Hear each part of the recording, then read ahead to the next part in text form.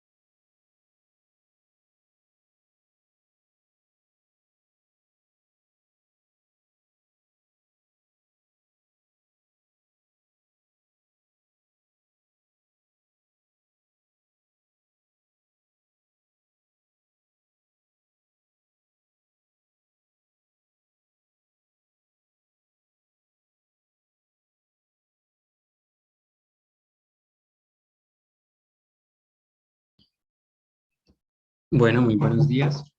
Bienvenidos de nuevo a una sesión con nosotros.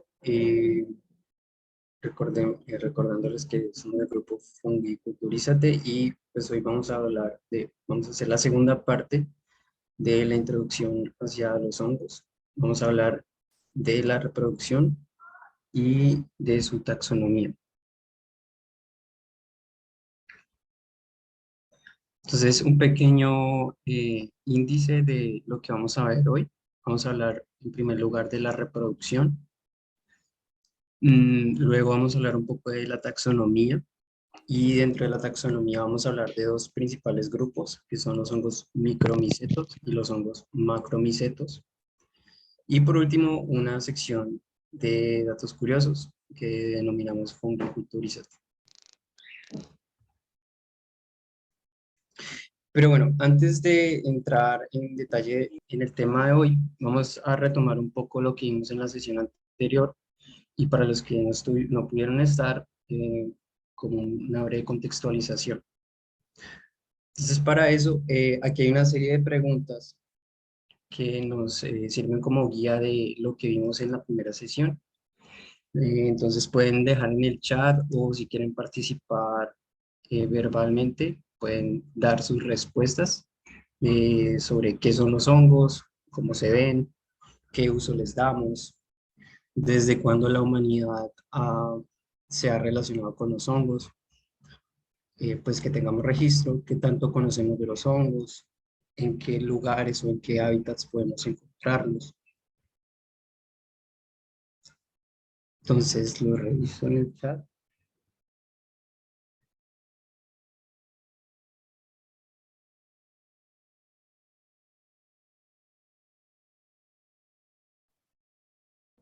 ¿Alguien que quiera responder a alguna de estas preguntas con base en lo que pudimos ver o en lo que sepa?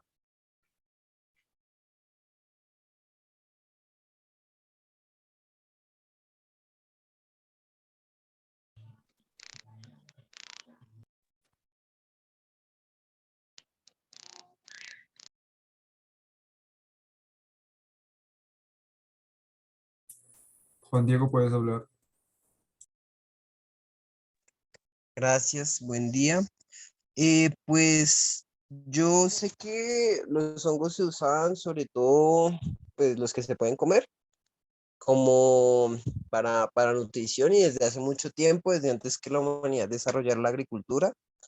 en la recolección fueron siempre muy importantes y también en usos rituales, usos mágicos para conectarse con los espíritus, hablar con los dioses. Y hoy en día, pues aparte de los alimenticios, también hoy en día se utilizan con esos fines, sea medicinales, recreativos, eso. Listo, muchas gracias. Eh, Eso sería en cuanto a sus usos. ¿Alguien me podría indicar qué son los hongos? ¿Qué recuerdan qué son los hongos o de pronto qué no son los hongos?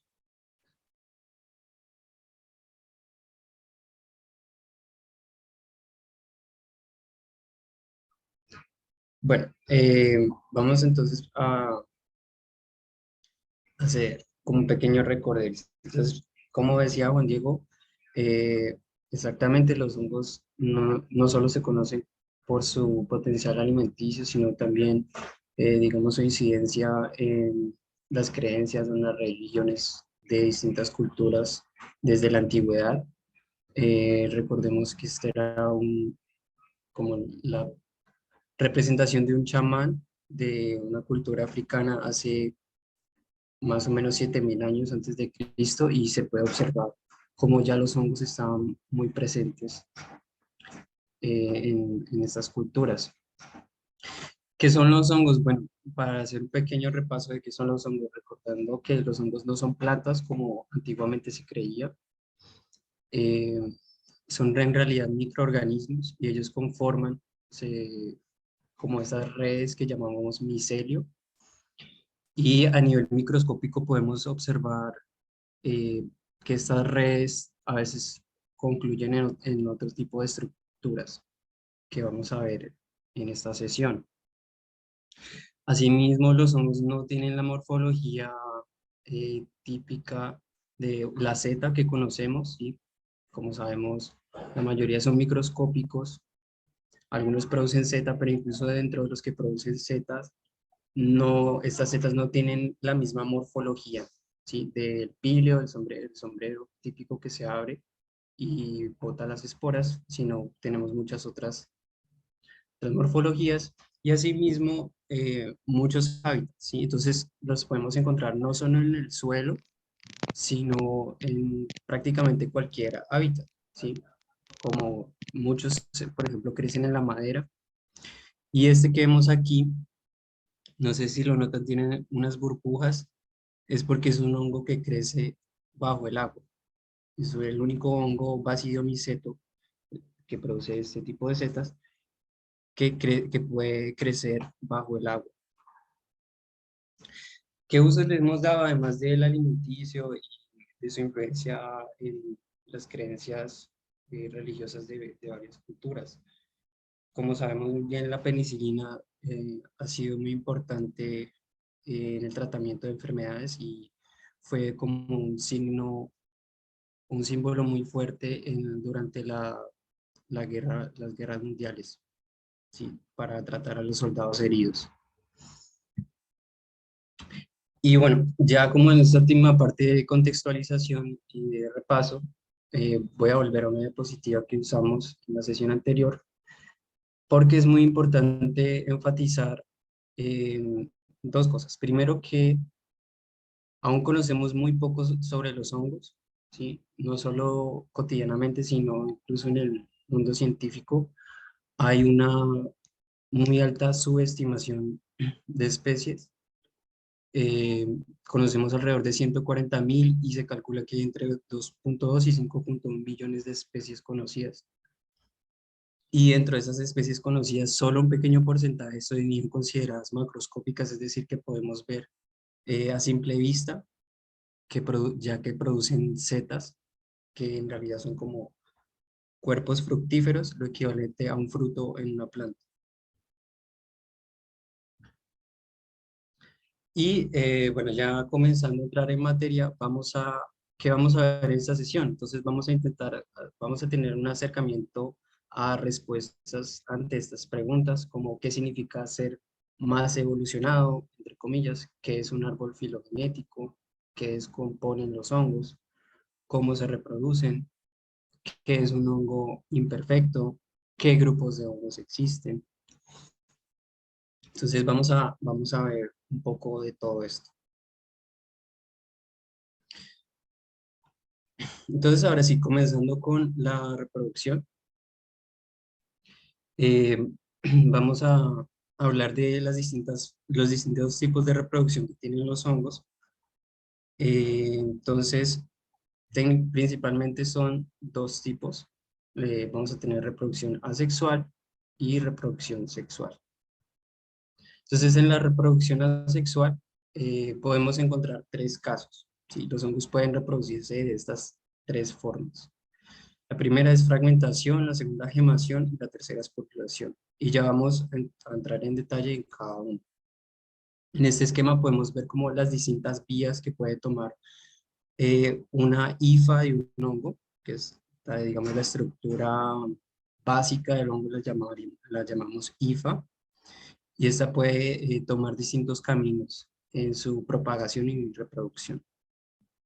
Entonces, la primera conocida como fragmentación es, digámoslo así, la más sencilla, y esta ocurre cuando una hifa se rompe, literalmente, como podemos ver aquí, y esta se propaga, ¿sí? Bien sea por aire, por agua, o formando otro individuo en la misma zona, ¿sí? Entonces, generalmente, esto ocurre para dispersarse un poco y, digamos, conquistar otros hábitats u otra zona del territorio en el que se encuentra debido a falta de nutrientes o algún otro tipo de perturbación en el ambiente. Digamos, todas estas estos tipos de reproducción estarían relacionados con esto, el fin de propagarse para conquistar nuevos ambientes o hábitats o terrenos, pero por distintos medios. Entonces este sería el más sencillo y este es un ejemplo de tricoderma realizando una fragmentación. El segundo, que es gemación, que es un poco más específico a cierto tipo de hongos, sobre todo unicelulares, se refiere a una división celular, ¿sí? Que es un poco desigual. Como podemos ver, este es el caso de la levadura de Saccharomyces. Entonces se comienza con una célula que va a recibir el nombre de yema y esta brota, de esta brota otra célula, cual luego va a crecer y va a seguir produciendo más células. Y por último estará la esporulación o la formación de conidias. Digamos que conidias y esporas vendrían a tener una equivalencia en el sentido de que las conidias son esporas que producen los hongos inferiores, entre comillas, que ya vamos a detallar un poco más qué es eso de un hongo inferior, pero tienen el mismo fin, ¿sí? Las conidias y las esporas en general tienen el fin de generar una célula que se va a propagar en el ambiente, se va, digamos, bien sea por el viento, y puede ser principalmente por el viento, eh, cae en otro terreno y luego germina y produce un nuevo individuo. Y esta estructura que se le llama conidióforo, que significa simplemente donde se encuentran las conidias, es una estructura que producen los hongos bajo estas condiciones que hablamos de algún tipo de estrés, ¿sí? Falta de nutrientes, oxígeno, agua. Entonces, al final de esta estructura se forman las conidias de las cuales se van a desprender las esporas. Y existen muchísimas morfologías y tipos de conidias. Aquí vemos algunos ejemplos de distintos grupos de hongos, ¿sí? Incluso los hongos que llamaríamos superiores, como Penicillium, por ejemplo, o Aspergillus, producen conidias, tienen la capacidad de producir conidias. Es decir, que este tipo de reproducción o la reproducción asexual en general estaría presente a lo largo de todos los grupos de hongos, independiente de cómo los clasifiquemos. Y pues estas morfologías son muy útiles para determinar qué familias, géneros o grupos taxonómicos, digamos, clasificar estos grupos, y tienen unas características muy concurrentes de acuerdo a la morfología de las colillas que producen. Aquí hay un pequeño ejemplo de un hongo de la clase Mucor que tiene esta forma de dispersión. Entonces produce un cuerpo que tiene como una burbuja al final, y la parte negra que vemos son los conidióforos, ¿sí? Entonces se reúnen todas las conillas ahí o esporas, y luego el hongo implosiona y estas salen disparadas, ¿sí? Como pueden ver, ellas van madurando de color amarillo a negro cuando se vuelven negras porque están llenas de conillas, de esporas, y luego se liberan. Entonces es una forma muy efectiva de dispersión para llegar a otros lugares. Pero asimismo también podemos encontrar una reproducción sexual. Sin embargo, esta ya no va a estar presente en todos los tipos de hongos, sino en algunos grupos en específico. Especialmente en grupos, en los grupos de los que denominan comúnmente como hongos superiores. Entonces, esta reproducción sexual, como en toda reproducción sexual, hay un momento de fertilización. Y existen por lo menos dos tipos de fertilizaciones. Uno por esporas que se encuentran, ¿sí? Bien sea una femenina o una masculina, o dos esporas indiferenciadas, o por la unión de las hifas, recordando que las hifas están bajo la tierra y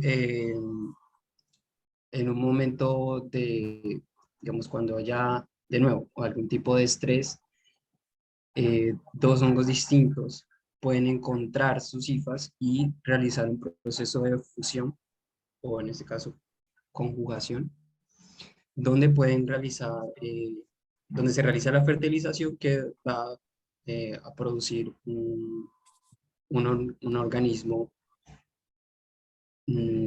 diploide, que significa que tiene el doble del material genético que había originalmente.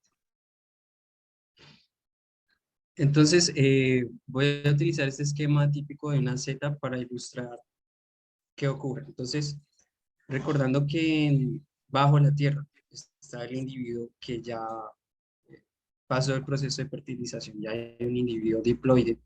Este luego, en algunos casos, no en todos, produce una Z, ¿sí? Que dentro de esa Z está todas estas hifas con el doble del material genético, y en la parte de las lamelas, ¿sí? Del hongo que vemos acá, al hacer un acercamiento microscópico, vemos todas estas invaginaciones, y en los bordes de estas vamos a encontrar los basidios, en este caso basidios porque es de la clase Basidiomycetes.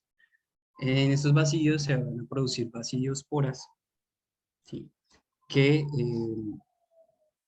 van a tener la mitad del material genético, ¿sí? Entonces, la función principal de este tipo de reproducción es no solo dispersión del individuo, como hemos venido viendo, que ocurre también con la asexual, sino producir un individuo con nuevas características genéticas, ¿sí? Ya que al cruzarse estos dos individuos anteriores, fusionarse, digámoslo así, ellos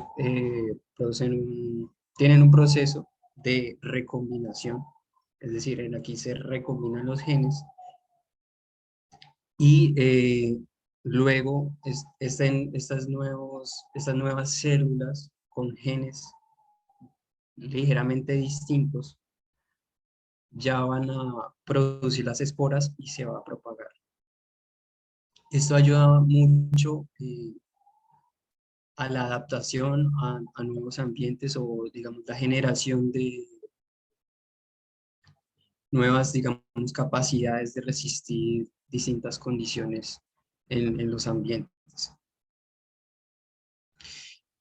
Y asimismo hay muchos tipos de esporas y muchas morfologías, tal cual como ocurre con el polen en las plantas.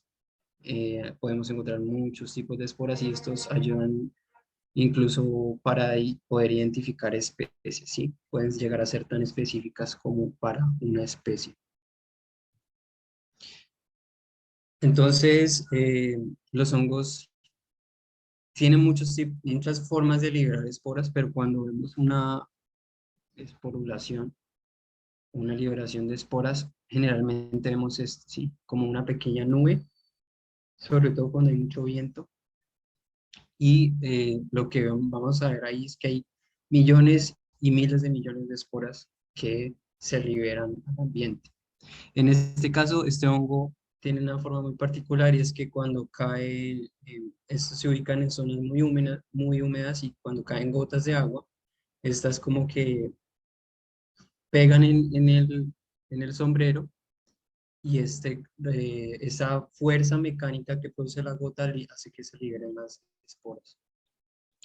En este caso, para mostrar un ejemplo ligeramente distinto, este hongo tiene las esporas encapsuladas en una estructura que las empaqueta y estas luego se liberan también por fuerza mecánica, salen volando, digamos, estas estructuras y luego se liberan las esporas. Y para mostrar un ejemplo del otro grupo, que son los ascomicetos, diferente a los basidiomicetos, las esporas se empaquetan ya no en basidios, como en el caso de las basidiosporas, sino en ascas, que simplemente es esta estructura que ven, ¿sí? Parece como una habichuela. Entonces, estas serían las ascas de los ascomicetos. Y como venía mencionando, las distintas morfologías se pueden relacionar con distintas formas de dispersión, ¿sí? Entonces, no siempre vamos a encontrar la típica morfología de la seta que conocemos como, digamos, los champiñones, sino muchísimas morfologías asociadas con distintas formas de dispersión o algunas otras características ecológicas que tengan estos hongos. Y bueno, como en resumen, tenemos una parte de reproducción asexual que está presente en todos los grupos de hongos y una parte de reproducción sexual que no está presente en todos. Y lo que ocurre en la parte de reproducción asexual es una reproducción del individuo sin mayores cambios genéticos, ¿sí? Bien sea por la por la gemación, la fragmentación o la producción de esporas asexuales. Y cuando hay una reproducción sexual, estas esporas o hifas se fusionan, producen un individuo con el doble del material genético. Este luego tiene una fase como por ejemplo en el hongo que va a producir una seta y durante esa fase, luego de producir la seta o el cuerpo fructífero, se producen de nuevo las esporas para producir un nuevo individuo. Y bueno, eso sería en general, a mayores rasgos, lo que ocurre en la reproducción. Ahora vamos a hablar un poco de la taxonomía. Entonces, ¿qué, digamos, perdón, ahí faltó el signo de pregunta. Antes de hablar de la taxonomía, ¿qué es lo que nos muestra la taxonomía? ¿Sí? La taxonomía se refiere como al estudio de las relaciones evolutivas entre distintos grupos de seres vivos, ¿sí? Entonces lo que vamos a ver es la típica formación de árbol eh, por ejemplo, de los árboles filogenéticos, que nos muestra las relaciones familiares, digámoslo así, entre seres vivos. ¿Sí? Este ejemplo es muy ilustrativo de esto, ¿sí? Cómo a partir de un árbol las distintas ramas representan distintos individuos de una familia. Pues este caso es de no sé si lo conocen, de Harry Potter, de la familia Black. Demuestran también qué individuos, digamos, se extinguieron. Es el paralelo con la evolución, sería especies que se extinguieron y no pudieron continuar su linaje. Entonces aquí un pequeño ejemplo de un árbol filogenético general de todos los seres vivos. Y vamos a ubicar a los animales y a los hongos en esta rama, que es la rama de los eucariotas, recordando que los eucariotas son seres vivos con núcleo verdadero, o digámoslo así, fácilmente identificable. Y ya vamos a enfatizar un poco en que, recordando que los hongos no son plantas y de hecho están mucho más próximos a los animales que a las plantas.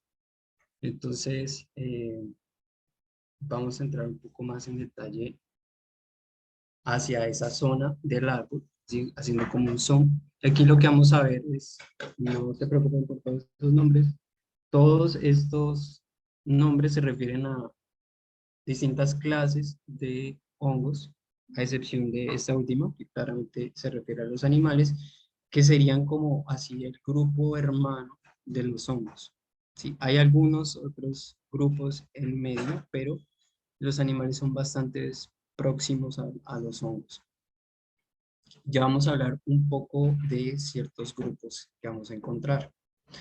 Entonces, este es un esquema simplificado.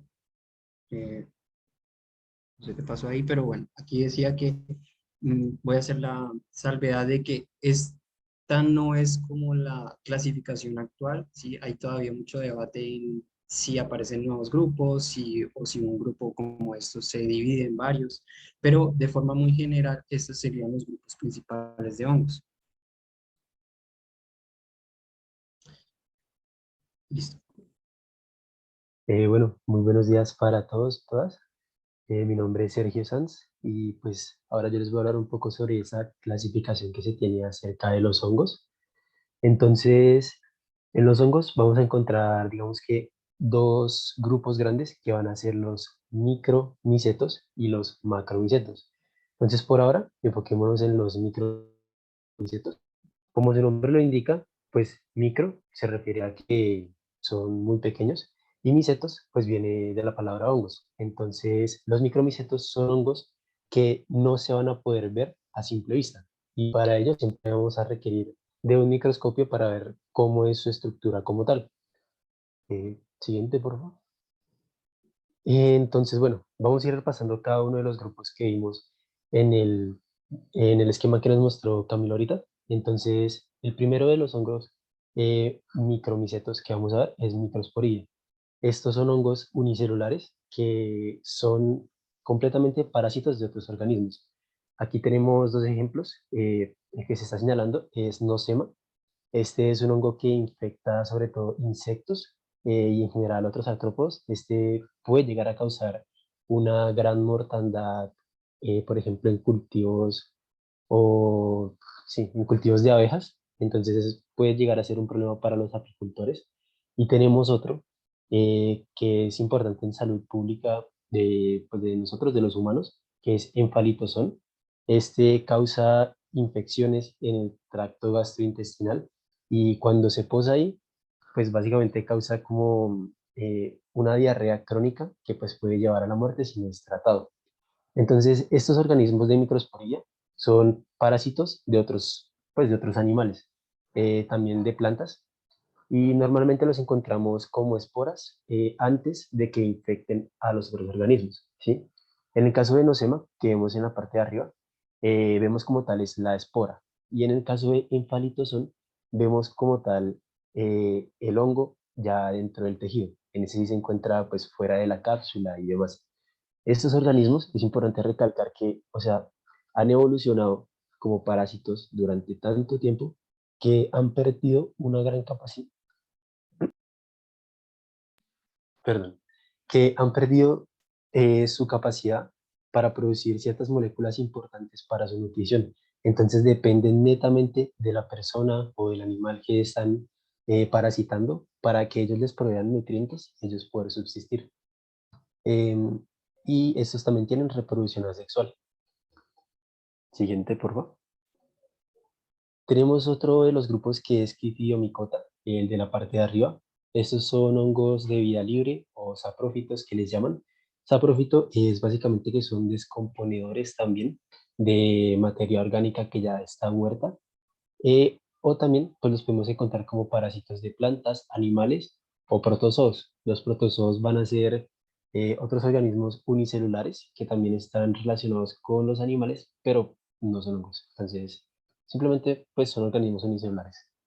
Estos van a tener una característica súper importante que es que tienen esporas flageladas. ¿Y esto qué significa? Básicamente que las esporas tienen una estructura que se llama el flagelo, que es como si fuera una colita, que lo que va a hacer es que les permite moverse en el medio en el que están. Entonces, gracias a este flagelo, digamos que su medio preferido para vivir es en el agua. Y por ello van a ser parásitos sobre todo de animales acuáticos. Entonces, en la imagen que se está señalando, tenemos el hongo Batrachochytrium dendrobatis. Este infecta sobre todo a anfibios y causa mortandades gigantes en estos grupos de animales. Entonces, pues ahí vemos cómo el hongo está sobre la piel de la ranita. Y sí, básicamente lo que hace es que lo infecta y cuando empieza a crecer, se, se ve sobre la piel de la rana, así como lo vemos ahí, esta manchita blanca. Y bueno, y estos tienen también reproducción asexual. Por otra parte, tenemos los hongos del grupo Mucoromycota.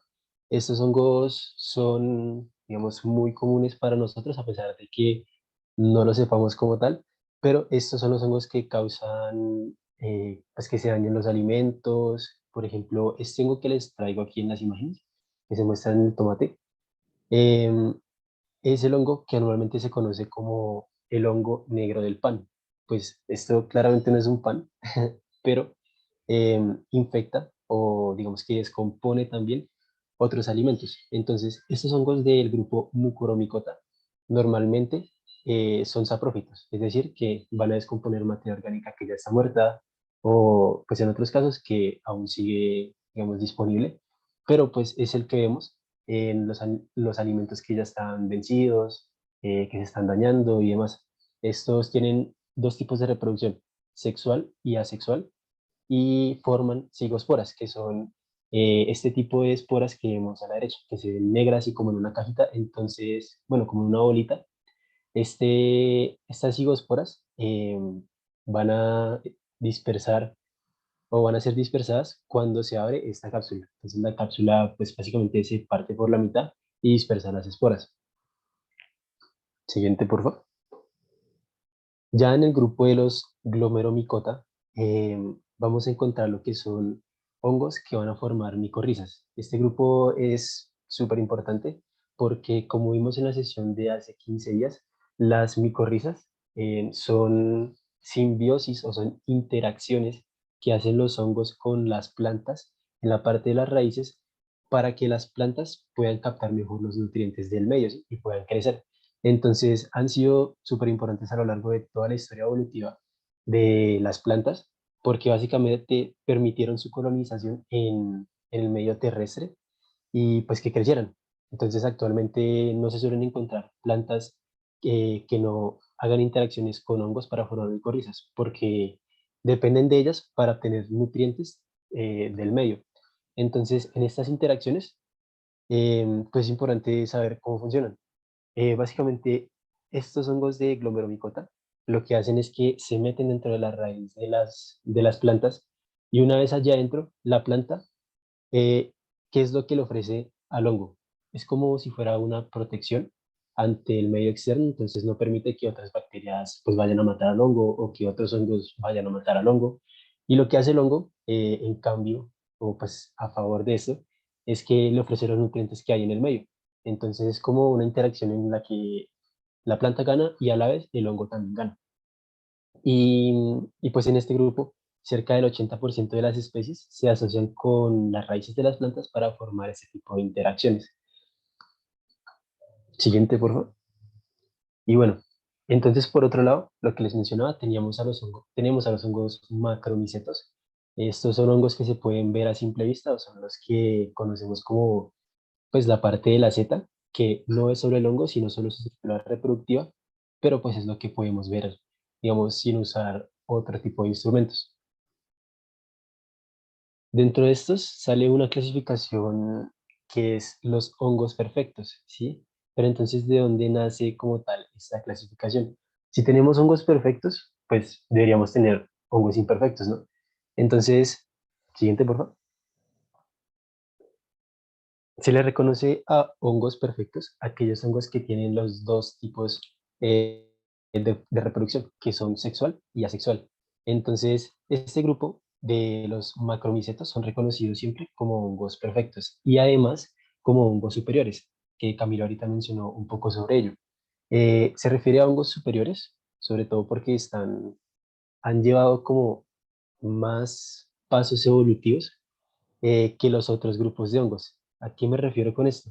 Estos grupos de Basidiomycota y Ascomycota eh, no diríamos que son un poco más evolucionados, pero aparecieron después que los grupos que vimos anteriormente. ¿Sí? Los otros grupos son un poco más viejos. En cambio, Basidiomycota y Ascomycota, que son los macromicetos, son grupos, digamos que más jóvenes, por decirlo así.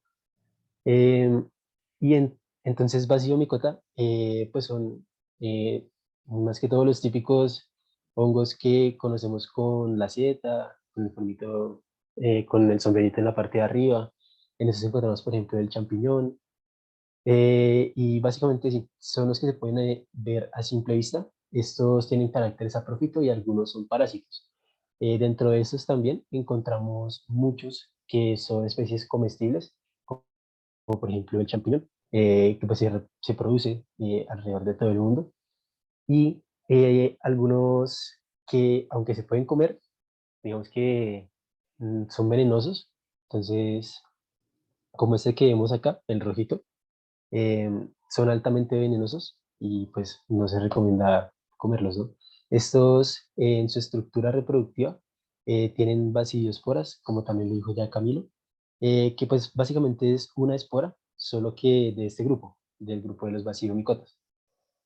Y listo. En el grupo de los ascomicota tenemos que es el grupo de hongos con la mayor diversidad de formas. Tenemos tanto organismos que son microscópicos como algunos que van a presentar seta y pues van a ser visibles. Dentro de estos también tenemos unos que son unicelulares, como por ejemplo el Saccharomyces. No sé si ustedes han escuchado, bueno, incluso creo que lo mencionamos en la sesión pasada. El hongo del Saccharomyces es el que se usa para fermentar o para hacer el proceso de la producción de la cerveza. Entonces, pues es un hongo, digamos que bastante importante para nosotros y para nuestra cultura en general alrededor de todo el mundo. También hace parte de la formación de líquenes, que son asociaciones de un alga con un hongo. Entonces, en estas asociaciones, el alga provee, digamos que los nutrientes hacia el hongo y el hongo lo que le provee al alga es un medio en el que se puede sostener. Correcto, sí, Juan Diego. Juan Diego nos pregunta que si ese hongo unicelular es la misma levadura. Sí, dentro de este grupo encontramos lo que son las levaduras y Saccharomyces es una de ellas. Pues también las levaduras sabemos que son usadas, por ejemplo, para la fermentación del pan y demás. Y dentro de este grupo encontramos esos. Entonces, aquí hacemos un recuento de más o menos cómo son o cómo se diferencian estos grupos.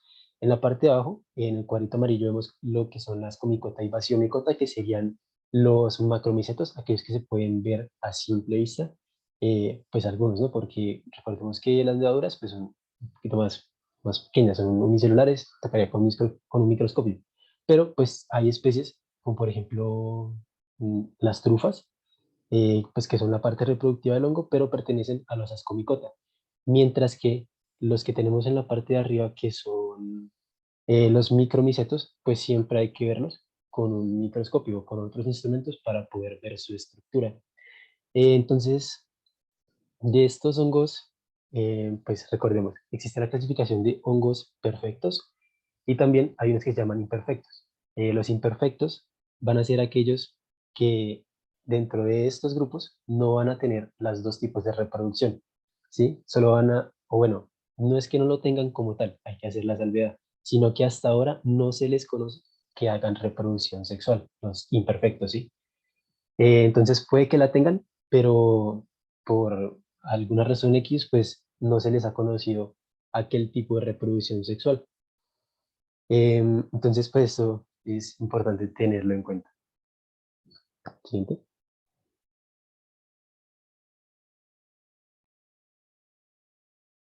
Bueno, ya teniendo en cuenta lo que mis compañeros han hablado un poco, eh, quisiera entonces hablarles sobre cómo el ser humano ha aprovechado ese tipo de reproducción para cultivar, entre comillas, ciertos hongos a lo largo de la historia y pues que lo sigue haciendo en la actualidad. Entonces, así como Juan Diego había dicho y como se comentó en la sesión pasada, durante la prehistoria los seres humanos recolectaban hongos eh, y los consumían de distintas formas y en distintos procesos, ya sea como alimento o también como formas para comunicarse con un mundo distinto al que estaban acostumbrados. Entonces, para comunicarse con los espíritus, con los dioses y demás, en procesos rituales y mágicos, también como medicina y pues también como alimentación.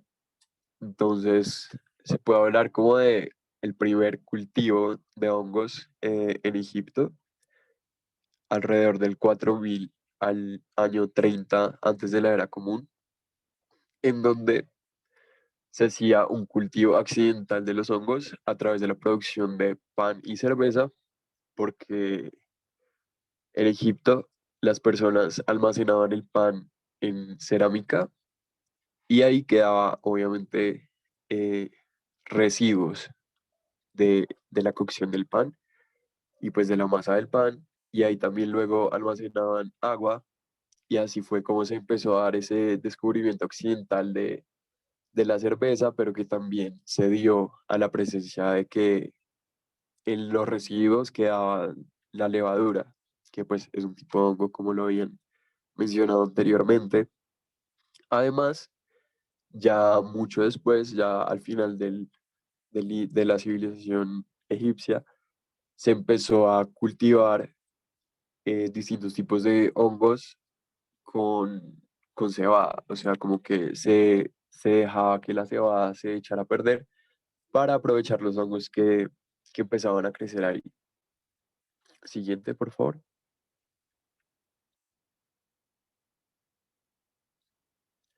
Luego, en Grecia, eh, digamos que la primera mención de un cultivo de hongos es en el siglo II antes de la era común, en donde se daba como una guía e instrucciones para cultivar hongos y era a través de agregar estiércol alrededor de las raíces de los árboles de higos o los árboles de brevos que acá se conocen en Colombia. Y pues ahí el autor decía que empezaban a crecer hongos. Y ya en el siglo primero, también otro autor recomendaba que se cogiera la corteza del álamo, se cortara de forma muy pequeña y se le empezara a agregar al abono de distintos animales y que así empezaban a crecer hongos para los distintos usos que se daban en la antigua Grecia. Además, en Grecia y Roma, desde, pues, también desde Egipto, como que los hongos no eran un ingrediente que fuese común. O sea, siempre estaban guardados para las personas de clases altas porque tenían como cierto halo de exclusividad. Entonces, eso se da también al origen mítico que varias culturas le dieron a los hongos y también a que es un ingrediente muy difícil de conseguir. Entonces, como que no estaba a disposición de todo el mundo.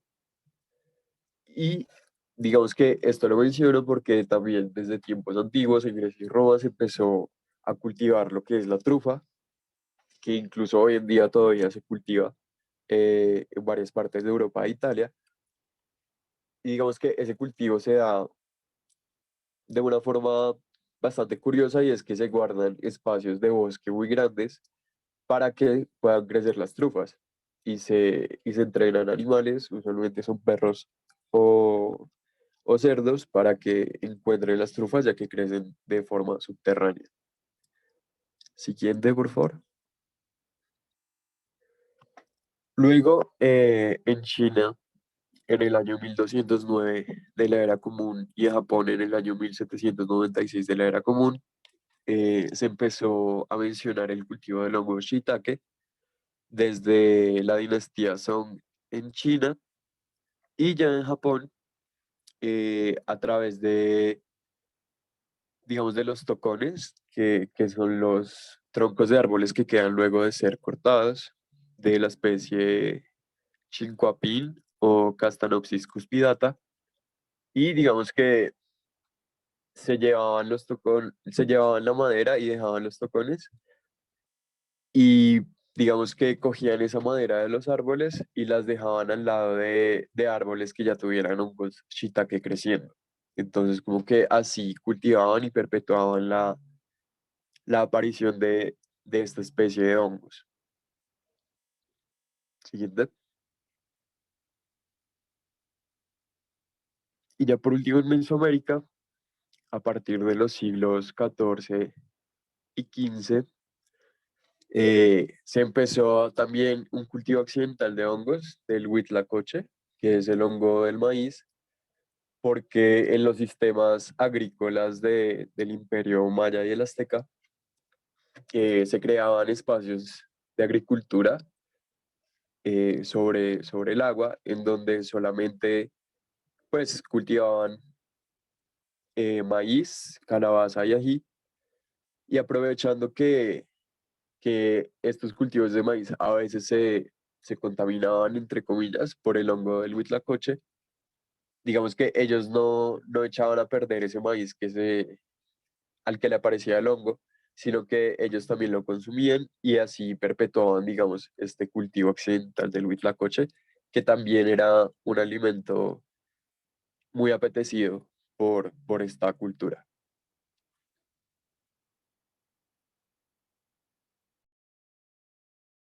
Vale, ¿cómo están todos? Nuevamente, pues en esta sección de Fungiculturízate, recordándoles nuevamente a todos los presentes si pueden llenar igualmente la asistencia. Y pues como ya saben, esta parte lo que busca es tratar de resumir algunas de las partes que vienen a continuación en las próximas sesiones, así como de traer datos pues interesantes, pero pues cabe resaltar lo curioso de lo que acaba de mencionar el compañero Sergio sobre cómo desde pues, tiempos anteriores se sabía de estas formas de propagación y de reproducción de hongos y asimismo los consumían, pero hasta pues relativamente reciente se hablaba todavía de ver el hongo como como un homólogo pues de las plantas, siendo pues tan distantes y pues recordando lo que vimos en la primera sesión de hace 15 días. Entonces, siguiente, por favor. Vale, entonces, el primer punto acá vendría siendo una pregunta y para que piensen ustedes en ello mientras revisamos la primera diapositiva es, ¿un moho se mohosea? Entonces, mientras piensan en ello, mientras ven las imágenes que están ahí, vamos a revisar esta primera imagen que está en la parte de la izquierda, como para recordar los conceptos que vimos de reproducción. Este es un hongo parásito que están viendo ahí, Claviceps purpurea, que pues tiene precisamente los dos ciclos, tanto reproducción sexual como asexual, y pues que está presente en una gramínea. Recordemos que, por ejemplo, el trigo em, es parte pues de esta familia de las gramíneas y pues que el hongo, como pueden ver en la parte inferior, está generando como tal todo el ciclo que vimos a nivel de reproducción sexual. Y en la parte pues, superior, la parte asexual, que es básicamente por clonación, eh, pues como podemos ver acá, es un hongo que parasita pues como tal el trigo y podemos ver claramente pues esos conceptos que vimos anteriormente. Entonces, volviendo a la pregunta de si un se puede modosear, no sé si alguien quiera levantar la mano o algo alcanzó a revisar esta parte. ¿Qué piensan ustedes? ¿Qué opinan?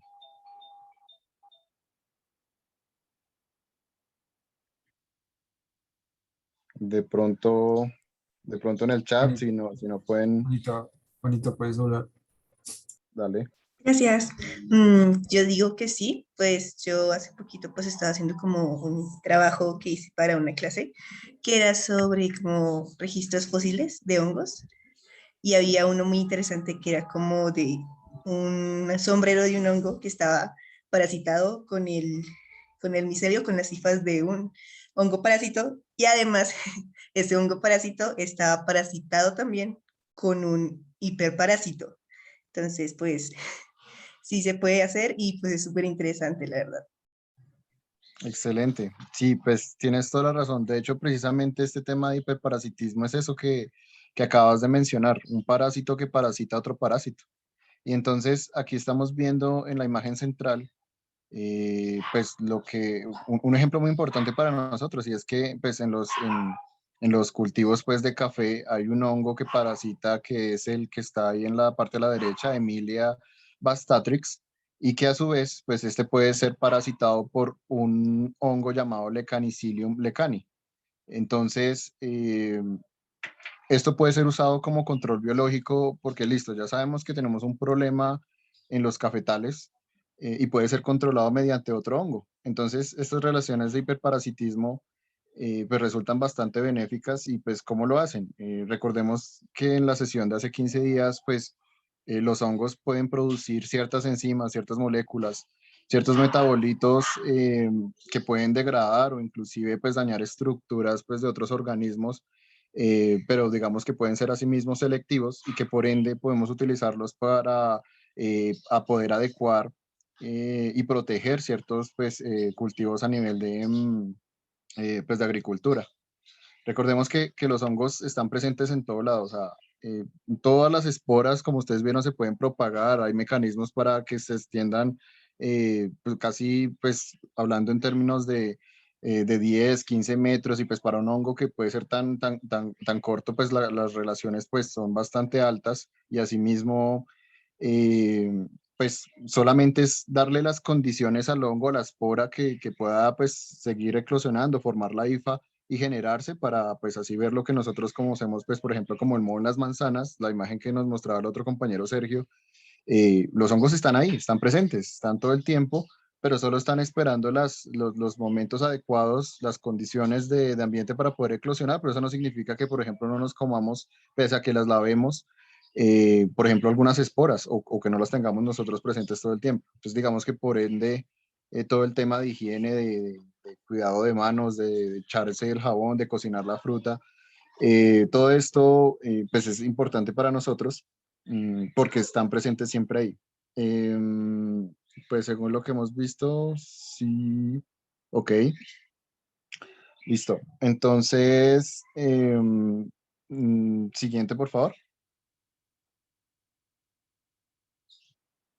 Vale, entonces, bueno, en la parte de la izquierda podemos ver otro ejemplo que puede ser utilizado para control, y es el tema de hiperparasitismo, y es que en la parte izquierda inferior ustedes pueden ver una bolita naranja. Ese es un hongo Trichoderma sp, y está mediando a otro hongo en la parte superior. Entonces está inhibiendo que este crezca, y ahorita vamos a ver en la siguiente diapositiva cómo Trichoderma finalmente lo recubre y ya, o sea, lo podemos utilizar como control biológico específicamente. Esto es una caja de Petri en la cual se preparó un medio de cultivo, y pues se está viendo y analizando de manera similar a la imagen que vimos de penicilina, de Penicillium en la sesión pasada. Entonces, ¿cuáles pueden ser esas ventajas? Entonces, ya les decía que respeto con el medio ambiente, reduciendo el impacto medioambiental, porque ya dejamos de utilizar pues compuestos sintetizados pues a nivel de químicos para el tema de control biológico, y utilizamos otros entes, otros organismos que no afectan de la misma manera que los componentes sintetizados, pues el medio ambiente y demás. Entonces acá hablamos de esas distintas alternativas al control de las enfermedades, y pues de los mecanismos, como les venía diciendo, pues que a diferencia de pesticidas químicos no tienen un alto impacto frente a los cultivos y pues pueden empezar podemos empezar a hacer esa transición. Otro tema importante acá es ese que mencionan lo de los patógenos que tienden a desarrollar menos resistencia a los productos formulados. Normalmente, ¿qué pasa?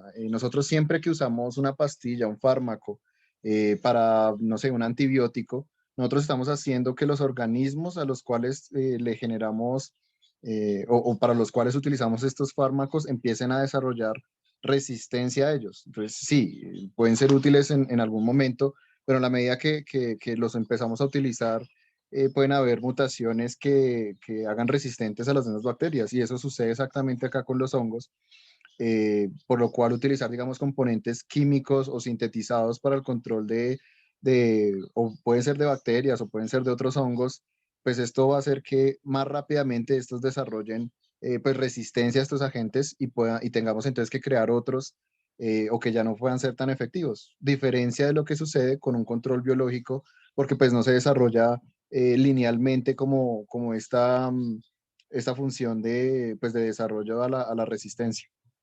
Entonces sí, como conclusión, pues vendría siendo una alternativa real contra enfermedades para las que pueda no existir un control químico, porque puede que no hayamos ni siquiera podido sintetizar algo que ayude a controlar como tal una plaga, pero que un ente biológico sí lo puede hacer, porque lo hace así en la naturaleza y por ende entonces pues vemos esas ventajas. Ahora desventajas. Sí, no todo es su lado positivo. Vemos, bueno, recordemos la imagen de la izquierda. Ahorita les decía que la cobertura de tricoderma sobre el otro hongo. Entonces, si quieres, volvemos un momento a la imagen anterior para poder contrastar. Entonces, miren cómo estaba en nivel crecimiento y ya en la imagen posterior, ya entonces tricoderma creció y pues ya cementó el crecimiento del otro hongo. Entonces, desventajas. Listo. Entonces, sí, está el control biológico y puede mediar el crecimiento de otros, pero no sucede tan rápidamente como los químicos sintetizados, pues que llegan y arrasan con todo. Entonces esa puede ser, digamos, una desventaja, pero pues entonces nosotros tenemos que empezar en los impactos, pues ecológicos y pues ambientales que pueden tener y ahí es cuando estas investigaciones pues cobran sentido. Claro, si necesitamos que un hongo pues estas relaciones de hiperparasitismo nos puedan ayudar como control biológico, pues necesitamos producirlo. No solamente es, bueno, está en la naturaleza, sí, pero si yo quiero hacer un cultivo específico que tiene este patógeno, pues nosotros necesitamos cultivar, por ejemplo, tricoderma en unas condiciones pues especiales para luego pues incubarlo o colocarlo pues en nuestros cultivos y que éste actúe sobre los agentes patógenos. Pero entonces eso requiere que nosotros lo produzcamos, cosa que puede tener, digamos, algunas dificultades frente a los agentes químicos porque pues necesitamos, como es un ente vivo, pues necesitamos ciertos medios, ciertos controles, ciertas formas para que pues tricoderma, por ejemplo, pueda producirse y propagarse, a diferencia de, por ejemplo, un sintetizado químico. Como es un ente biológico, igualmente, así como las bacterias pueden generar resistencia, pues a través del uso de químicos, los hongos o los entes vivos también pueden mutar a lo largo de las generaciones mediante las mismas reproducciones sexuales. Ahí hablábamos de cómo este mecanismo de reproducción sexual, cuando se une la carga, digamos, análogamente como el papá y la mamá en formación genética distinta, pues pueden generar mutaciones que por alguna razón no inhiban el patógeno, ¿sí? Es decir, puede pasar que con el paso del tiempo ya no sea tan efectivo, pero pues igualmente nosotros tenemos que sopesar eso, son factores, son probabilidades y pues ahí es donde la investigación de ello pues cobra sentido. Siguiente, por favor. Vale, entonces acá hay algo supremamente importante y es, nosotros ya hemos revisado todo lo que pueden hacer un hongo, perdóname, ¿qué? Me parece, ok, listo, qué pena. Estaba leyendo un mensaje acá interno. Listo. Entonces ya vamos finalizando, pero es importante mencionarles que acá este número que ven en la derecha, 6,2% y 0,4% es relacionado con el número de patentes que hay pues, de los organismos descubiertos. Es decir, nosotros tenemos X cantidad de especies descubiertas y sobre esas descubiertas, pues cuántos productos hemos generado que tienen una patente. Entonces, por ejemplo, en los hongos, en el caso de los hongos, habíamos visto que había casi 2,5 millones de especies que se especula hay, de los cuales solo se conocen unas pocas, y estamos hablando de los 150.000 más o menos, y de esas que se conocen, ¿cuántos, de esas pocas que se conocen, pues cuánto provecho le hemos dado? Y es que solamente hay de esas que conocemos un 0,4% que tienen alguna patente, y de hecho de esas 0,4%, pues digamos, por ejemplo, penicilio, para la penicilina, pueden haber 10 patentes para el control o el uso, pues como tal de este hongo, y el resto, ¿qué? Lo mismo pasa con las plantas arriba.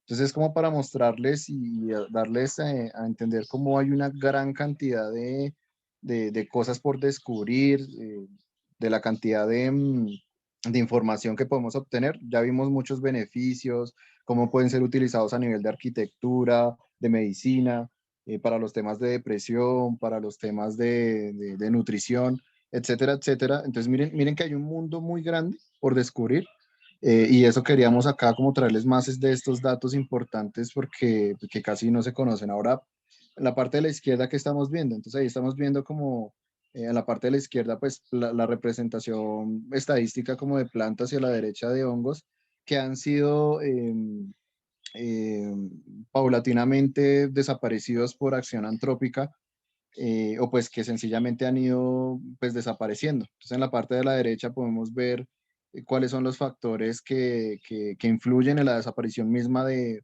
las especies y de la diversidad.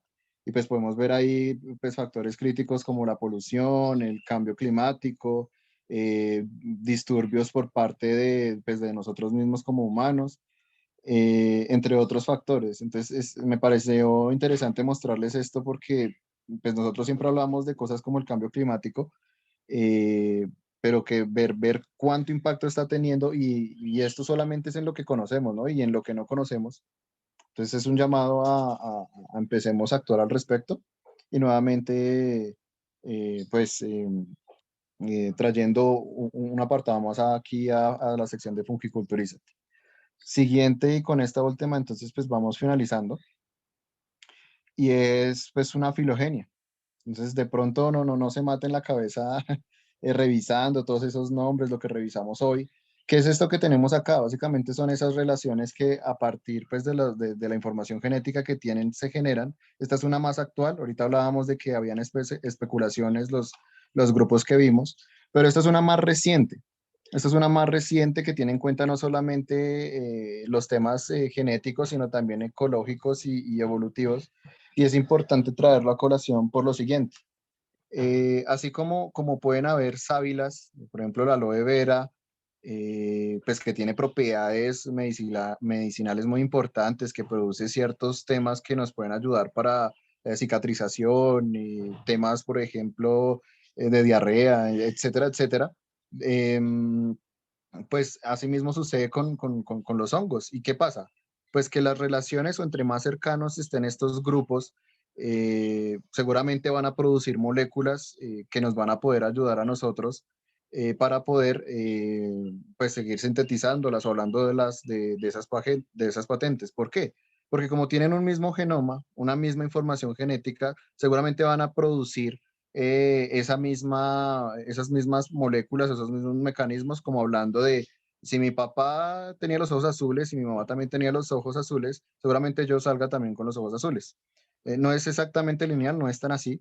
Naturalmente hay un montón de factores de trasfondo que influyen en esto, pero lo cierto es que esa es la razón por las cuales estos árboles filogenéticos, que en otras palabras es como un mapa de relaciones, nos ayudan como a predecir y a poder materializar, no, que yo descubrí que esta sustancia es anticancerígena. Ah, bueno, entonces seguramente un individuo de la familia hermana también lo produzca. Y por eso es importante para nosotros, pues mostrarles a ustedes todo esto, y de que hay una cantidad enorme de cosas que podemos descubrir. Entonces, todo esto de Fungiculturízate es un abrebocas a la siguiente sesión que tiene que ver con ecología. Recordemos que la ecología trata de interacciones, de relaciones de los organismos para con otros organismos y el medio ambiente. Y pues entonces volveremos a tocar pues temas como de parasitismo, formas en las que ellos se alimentan, entre otros aspectos. Y pues entonces nuevamente agradecerles a todos pues por su asistencia. Vamos a ver las preguntas. Y pues por hoy finalizamos con esta diapositiva, pues esas secciones de Fungiculturízate. Entonces, les agradecemos a todos pues nuevamente. No sé si alguno de los otros colaboradores quiera mencionar algún tema antes de finalizar la sesión y revisarlo las preguntas.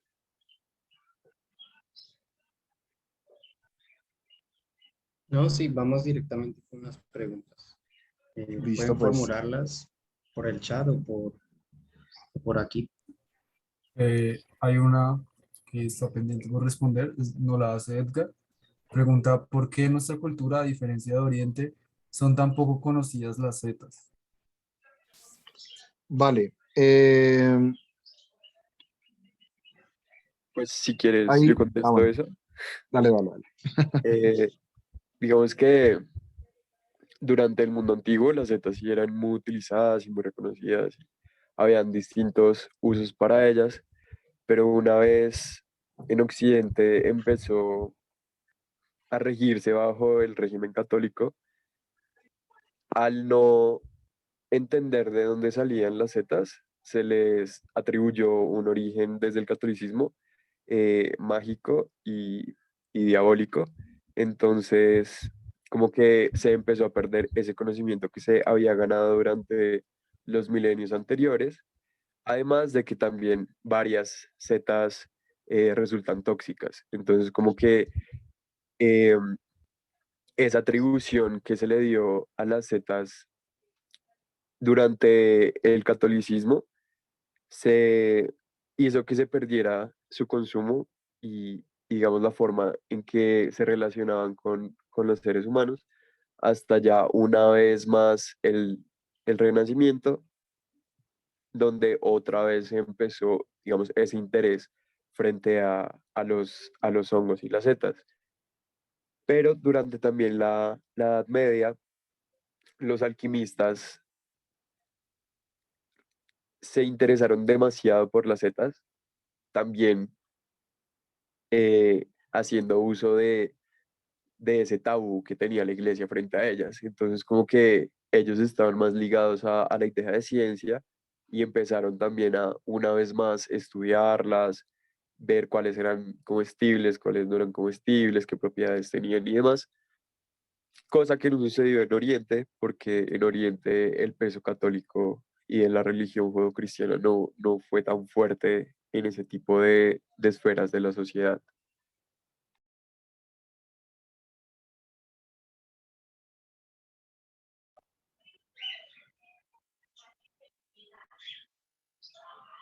Listo. Excelente, Edgar. Por ahí ya hay más preguntas. Vamos a leerlas un segundo. Entonces dice, dice Angélica, ¿cómo se evita que un hongo parasitario contamine un cultivo de hongos que está destinado para el consumo humano? Por ejemplo, con las pacas que venden de orellanas, si éstas se contaminan, ya no se podrían consumir. O con tratamiento térmico como la cocción, se podrían consumir. Listo. Esta es una pregunta, digamos, algo más compleja porque depende pues de lo que con lo que ha sido infectado la cepa, que uno podría de pronto hacer pues mediaciones. Lo cierto es que lo correcto sería, o más bien lo más fácil, el modelo que podríamos implementar es tratar de generar unos medios de transporte o inclusive de impermeabilidad a otros organismos a nivel del sustrato, inclusive del mismo hongo, eh, para evitar pues que crezcan otros organismos y no cuando este ya ha sido contaminado, cómo controlarlo. Sin embargo, mm, sin embargo, tenemos, espérame, dame un segundo que estoy buscando en un documento precisamente sobre cultivos de orellanas, cómo suele ser el tema de mediación para ello. Si quieres, vamos con la siguiente pregunta mientras reviso el tema. No, ven, si quieres yo te complemento. Bueno, dale, Diana. Hola a todos. Lo que pasa en las contaminaciones, en los cultivos de hongos, están más asociados a la reducción de producción, no tanto al consumo, porque pues en este caso el cuerpo fructífero no se ve afectado cuando ya se va a consumir. Más que todo se ve afectado es como el hongo como tal, porque entre más contaminación, pues hay menos como sustrato disponible para, digamos, sea orellana.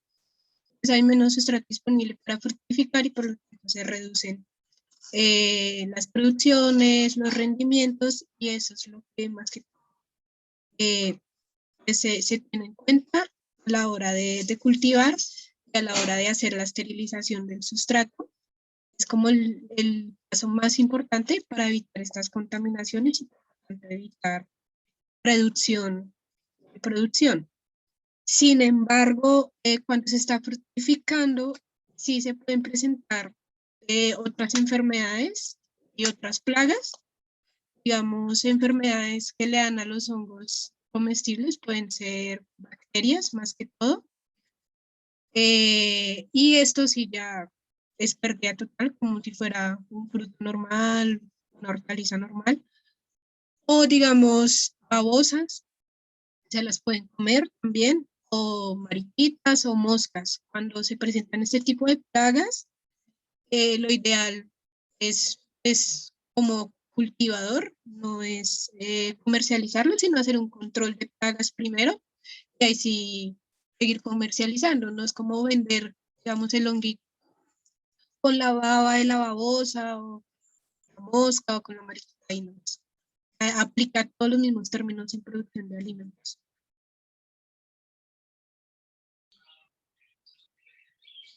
Igualmente, por ejemplo, tú vuelves y preguntas respecto y se pueden consumir. Entonces ahí nuevamente, en adición a lo que menciona Diana, depende. Y es que toca analizar pues qué es lo que realmente está haciendo o de qué es lo que está, pues de qué se infectó, porque nuevamente, supongamos que es un hongo hiperparásito. Entonces, este sí podría llegar a actuar sobre el cuerpo fructífero. Y si es así, entonces pues no sería consumible o puede ser que no sea ni siquiera otro hongo, sino otro microorganismo. Pero pues ahí es donde empieza a mediar, como decía Diana, mm, en el sustrato, el control pues de ¿cómo decirlo? Mm, el control de permeabilización. Y Entonces, si se pueden consumir, bueno, dale. digamos, si tienes contaminación en tu sustrato, no hay tanto problema. Si ya es en el cuerpo fructífero, ya es mejor hacer otros tratamientos dependiendo de la intensidad de la contaminación que tenga el cuerpo fructífero. Es que todo lo que te vas a comer aplica lo mismo, digamos, en un tomate, una papa, hortaliza que tú ves, no, esta está feita, igualmente, igual. Pero digamos, contaminación de sustrato no tiene que ver mucho con la producción, digamos, contaminada del cuerpo fructífero. Ya, ahora sí, perdón por la interrupción. No, excelente. Y por ahí más preguntas. Igual gracias, Angélica, por esa pregunta. Dice Juan Diego, ¿los hongos con reproducción asexual tienen mecanismos para generar variación genética? Así como las bacterias tienen transferencia horizontal de genes, ¿los hongos tienen algo similar para diversificar sus genes? Si quieres, yo intento responder. Dale. Sí, sí hay fuentes de variación genética. No sé si al nivel de transferencia horizontal, pero pues primero pues eso sería claro, pues porque a pesar de que son hongos primitivos, pues han evolucionado, así sea más lentamente. Pero ¿como qué mecanismo podrían usar a la hora de generar conidias o esporas? En ocasiones hay un proceso de variación genética, ¿sí? Digamos, te quedaría viendo como tal como el nombre del proceso, pero sí sé que esto ocurre ocasionalmente, ¿sí? Y asimismo, hay muchos hongos que no son, digamos que no se les denominan superiores, no es porque no tengan reproducción sexual, sino por lo que mencionó Sergio, que era por la cantidad de pasos evolutivos que tuvieron. Pero hay muchos hongos denominados eh, inferiores, entre comillas, que también pueden tener reproducción sexual, más no producen una zeta como tal, ¿sí? Eh, hay por lo menos dos casos. Uno de los hongos superiores, hongos inferiores, que conozco. Por ejemplo, en hongos superiores, la levadura, ella generalmente se reproduce por, un momento, se reproduce por gemación, ¿cierto? Pero ellos también tienen un proceso de reproducción sexual. Entonces lo que ocurre es que, no sé si, bueno, mientras lo busco, lo que ocurre es que dos células se unen temporalmente, hay un proceso de recombinación y luego se vuelven a separar en dos células haploides. Y asimismo, en algunos hongos inferiores, ocasionalmente fusionan hifas entre ellos mismos y ocurre un proceso de recombinación. Pero esto ya es un proceso sexual, ¿sí? Eh, de forma sexual, la variación en realidad es muy poca.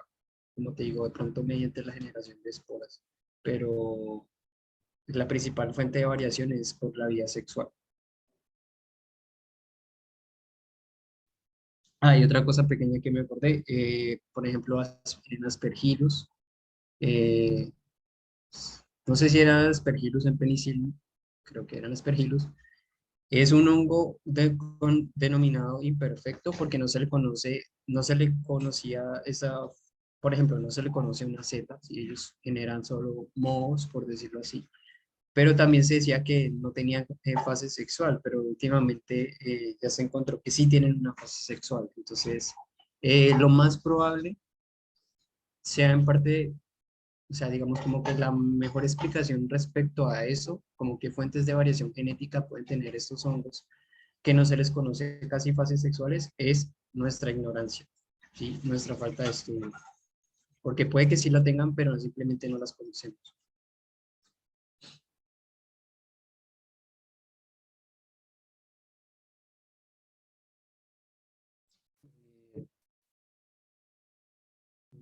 No sé si respondimos. Bueno, listo. Siguiente pregunta dice, ¿hay hongos que sean capaces de conducir la electricidad o tienen algún tipo de bioelectricidad? Sí. La respuesta corta es sí y la respuesta larga, digamos, podríamos hablarlo un poco, digamos que entre las hifas del micelio que está subterráneo, se sabe que hay una comunicación eléctrica que se relaciona con la señalización de aquí hay nutrientes, como una guianza, una comunicación de hacia dónde puede expandirse el micelio o diferentes factores ambientales o cosas ya mismas entre cada hifa, ¿sí? Recordemos que el micelio, que está compuesto por hifas como tal, la hifa representa esa unidad celular que está interconectada con otras unidades. Pero esto se va a hablar un con más detalle en siguientes sesiones. ¿Por qué creen que el estudio de los hongos se ve más atrasado que el de otros reinos? ¿O por qué se conocen menos especies en relación con las que parecen haber? Pues hay muchos factores, pero el principal tiene que ver con los hábitos de los hongos, su ecología. De nuevo, vamos a hacer un poco más de énfasis, por ejemplo, en la siguiente sesión, que es precisamente ecología, pero podemos pensarlo así, como mientras, por ejemplo, las plantas son vistosas por sí, en el sentido de que ellas requieren de una visibilidad, de una exposición, ya que ellas necesitan captar luz, y asimismo una exposición para, por ejemplo, propagarse mediante las flores u otros mecanismos. Los hongos no. Entonces los hongos viven técnicamente en la oscuridad. ¿Sí? Por ahí una vez escuché que decía como que los hongos eran los amos de la oscuridad, en ese sentido. No solo la oscuridad del suelo, que están por debajo, sino en que no, como que no se muestran mucho, sino que solo aparecen como bajo ciertas oportunidades que se les presentan, ¿sí? Por ejemplo, muchos son saprófitos, entonces solo cuando hay un material en descomposición, orgánico en descomposición, aparecen y es cuando se evidencian. Entonces no es tan fácil estudiarlos. Pero en parte también ha sido por la falta, no sé si de interés o como de apoyo que se les da a estas investigaciones. Adicional a ello, pues recordar que los hongos desde hace un tiempo venían siendo vistos también como plantas. Entonces se veían como algo adicional a ese mundo de las plantas que estábamos estudiando, y pues como es tan amplio, pues ese es otro de los motivos también. Y pues como ya vimos, parte de los hongos requieren herramientas, microscopios requieren herramientas para poderlos visualizar.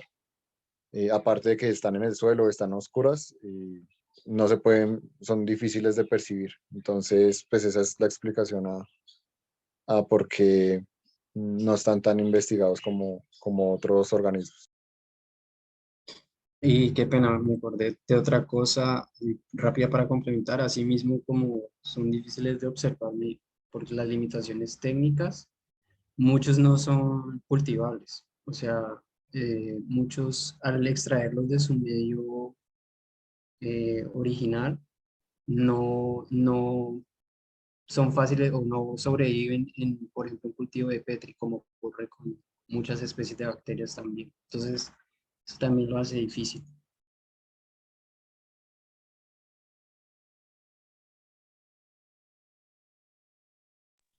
Listo, con gusto. No sé si haya otra pregunta.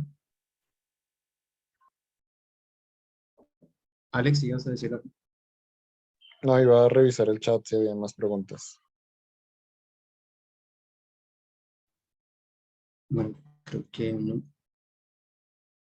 No, no hay más. Listo. Gracias. Nuevamente a todos los participantes, muchísimas gracias. Hoy nos extendimos un poco en la sesión. De antemano nos excusamos por el cambio de último momento del link. Esperamos para la próxima sesión todo esté pues al pelo. Y ya vamos a parar la sesión, pero pues para quienes quieran quedarse de manera autónoma al Kahoot, a la trivia que como hicimos la sesión pasada, pues invitados están. Mil gracias a todos y pues gracias por participar.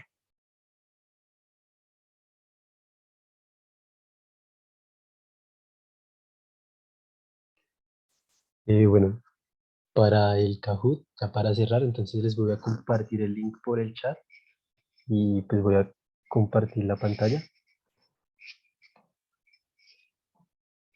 Una pregunta antes. ¿Alguien que no sepa cómo jugar?